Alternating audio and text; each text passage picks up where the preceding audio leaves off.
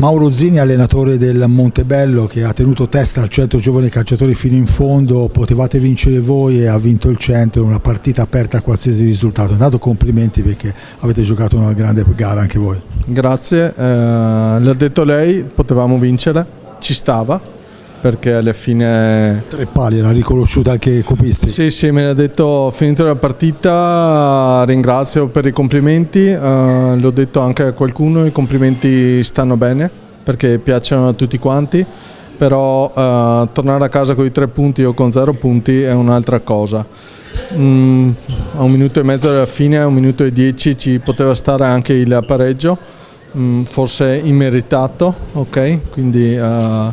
però sono abbastanza dispiaciuto in questo momento, devo trovare cose positive per ripartire perché sabato abbiamo un'altra partita fondamentale e domenica, scusa, e ricarichiamo le batterie e andiamo avanti.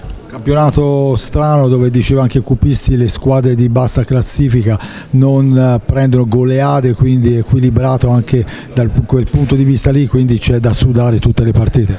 È un campionato equilibrato, sicuro, io parlo della mia squadra, ci stiamo allenando bene, i ragazzi sono tutti quanti giovani, lo dico sempre, ci vuole qualche malizia in più.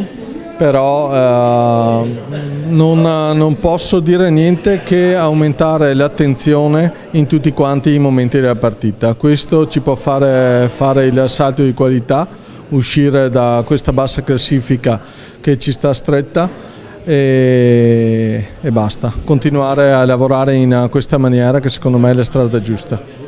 Si è fatto male qua al mento nello scontro con Lombardo. In 2 momenti diversi, uno nella mente e uno dietro la nuca, adesso lo staranno medicando, però chiedo a tutti uno sforzo in più, quindi per quello è rientrato bendato, l'ho ringraziato per la volontà, lo spirito di squadra è fondamentale, quindi è quello che ci ha contraddistinto negli ultimi 2 anni.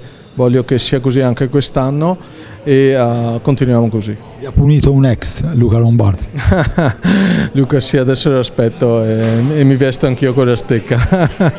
È stato bravo, è un bravissimo ragazzo, abbiamo condiviso un anno intero insieme, a me è dispiaciuto, l'ho detto anche prima a Alessandro quando è andato via, non c'era la possibilità in quel momento, lo apprezzo, gli voglio tanto bene, quindi...